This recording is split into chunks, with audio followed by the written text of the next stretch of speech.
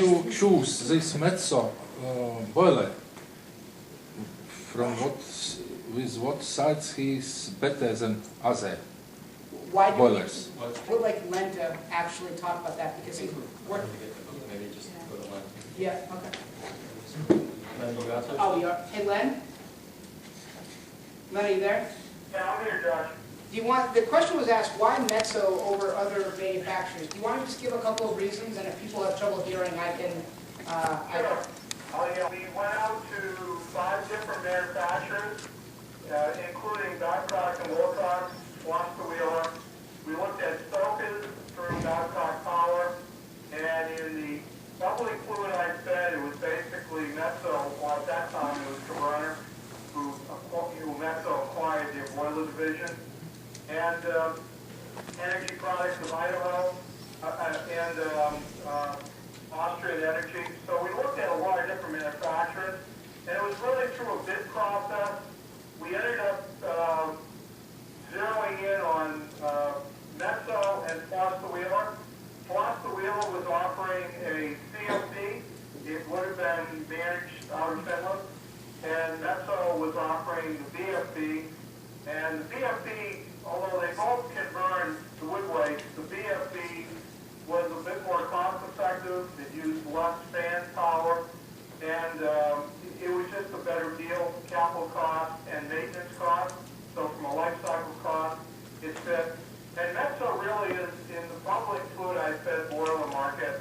You know, Metso clearly is the leader as far as VFD boilers, although Foster Wheeler has a large installation of smaller VFDs, but CFDs. So really, both of those vendors were acceptable. It just really became a competitive negotiation. We were very pleased with Metso. They worked very well, and but that's how the process took place.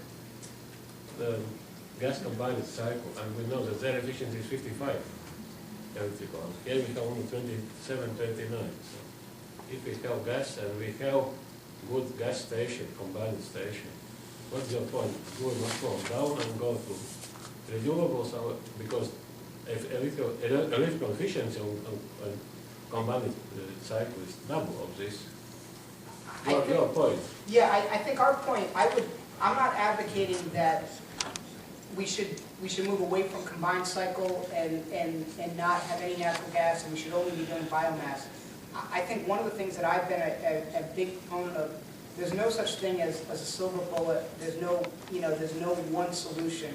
I think it's going to take a combination of many different types of fuels and many different approaches, including demand-side efficiency measurements. I think if you look at this country, we are heavily dependent on coal for our baseload electricity, and then in certain parts of the country, especially the Northeast and even in parts of Florida, we're heavily dependent on natural gas. The one problem with it is that you need fuel diversity to ensure that you are not subject to massive swings in supply or price. So I think that it is good to be diversified. Having your eggs in one basket, in my opinion, does not make a lot of sense. So that would be my answer. Thank you. And one more question. Yeah, you said fuel cost was around $30 per ton. Yes. Is it really so low? It's plus transportation or without? That's all in. That's all in. That's all in? Yes. Not That's really have like 38% more. 3 times more. Yeah. Yeah, about the efficiencies, nothing is done with the heat at the moment in this standalone installation. Or is something planned to be done with the rest heat? I think there's not very much.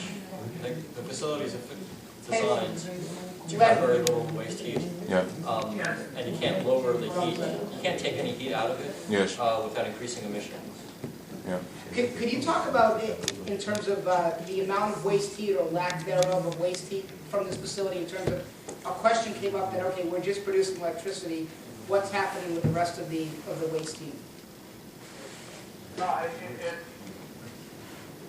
straight condensing, Rankine cycle, any other heat. I mean, we run the steam turbine at a very low vacuum, and but the rest of the BTUs go up in the cooling tower, up in the air. So it's rejected to the atmosphere. it's definitely more efficient to do combined heat and power. Yes. What you need is you need a load.